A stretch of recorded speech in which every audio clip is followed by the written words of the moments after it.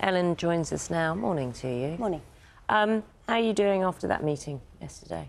It's really positive. I think the data bill is great and it will help newly bereaved parents so long as that they do request and preserve that data. And that's been my argument the whole way through.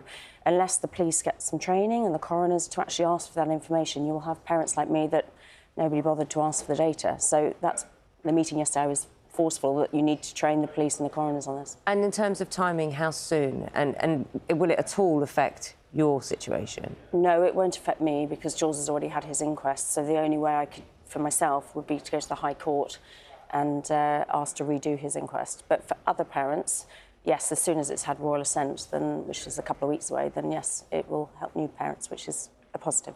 There's so many elements to this, aren't there? The principle of it is the idea of asking those organisations, those companies, not to delete the data too soon, effectively, in circumstances like yours. The first stage is actually to preserve it. So just preserve it, save it, they can't delete it, so it's there. And then the next step is the coroner would request that information. So for newly bereaved parents, that security of knowing that it's actually done, but it is reliant on the coroner doing it. And the point I raised yesterday is all the police are trained differently across the whole of the UK. There's not a central training, and that needs to be cascaded down so all the police forces are trained to know about this. As a result of circumstances, you've become an expert on all of this stuff. When you're in a meeting with the government ministers, and I know they were in various roles, do you get the sense that they may well be on board in principle? Do you get the sense they are wising up to the technicalities, the details, to the legal issues, all of those barriers that you faced? I think they are, and they certainly said they'd all had a conversation and joined forces to work out whose role it was, whether it's the police or the coroner, and to have them join up and talk about it and have an open conversation, which has raised awareness of whose job is it, is helpful. And I think they are wanting this to work, hopefully see it in practice, that it does work for people. So, I don't know how to phrase this, really. You've achieved something. Well, it was going through already. I've just made a lot of noise about it to make sure that it actually happens. There is still a blip that I raised yesterday and said, what happens if you get an 18-year-old that's got a mental age of 14 and it doesn't cover those people? And I think that could be strengthened. At the moment, it only covers children, but an 18-year-old isn't suddenly a grown-up adult.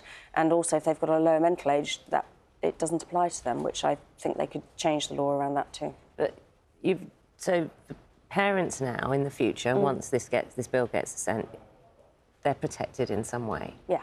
What do you do? Me? now?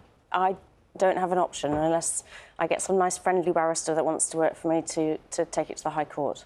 And that's hard because I started this campaign wanting answers for Jules and it became a bigger picture about helping others, which is great and it will do, but it won't help me. People will completely understand that your quest for what happened to your son, the circumstances, will not stop. Do you get satisfaction, or satisfaction maybe is not the best word, from the notion that the noise you are making, your own description, may be helping other people? Massively. I've always said, I don't know why I'm getting so emotional, sorry. I've always said if I can use Jules' story to make a difference to one other person, then it's worth sharing. And I had a message from somebody in India today, Australia yesterday, it's all over the world. And somebody said in Sweden they were learning about Jules in their science lesson.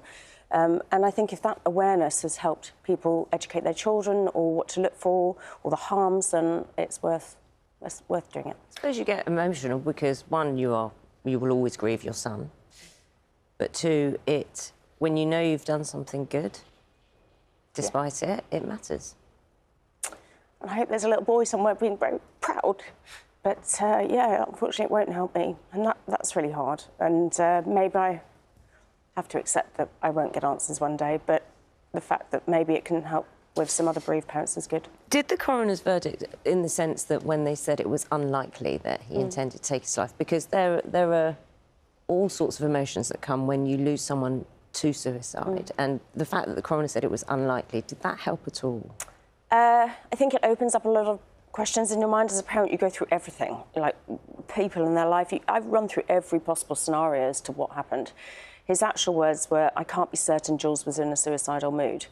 And, but you will never get over seeing my child in the way I did. But no, the unknown is very hard. It's very hard to not understand what happened to this seemingly happy, normal boy. Obviously, Alan, your quest for knowledge and information about what happened will continue. We appreciate you coming in here and talking to us. Thank you. Thank you for having me. Good luck.